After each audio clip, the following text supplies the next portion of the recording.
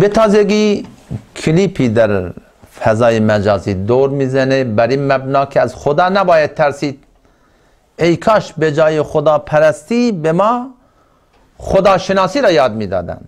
حالا اینکه این دو گفتار حالا به نسبت نیت خیری که این عزیزان ما این پست را در فضای مجازی نشر دادن، ما که خبر نداریم کی هستن، حالا دیگه گمان خیر ببریم اینا نیت خیری دارن، اما این گفته اشتباه است. خداپرستی، خداشناسی هیچ مغایرتی و متباینتی با خدا ترسی نداره.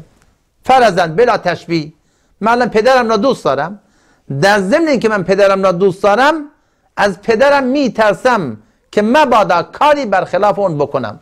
این چیز طبیعیه دیگه، درسته؟ مادرم را من دوست دارم اما از این هم میترسم که مبادا کاری که مادرم دوست نداره بکنم. لذا خدا ترسی که در قرآن به اون اشاره شده که یتقون، لفظ یتقون، الذین آمنوا و کانوا یتقون، اونایی که به خدا ایمان آوردن و از او میترسن، این ترس در برابر گناهه، در مقابل گناهه، در مقابل ذات الله جل جلاله که انسان نافرمانی اون را نکنه.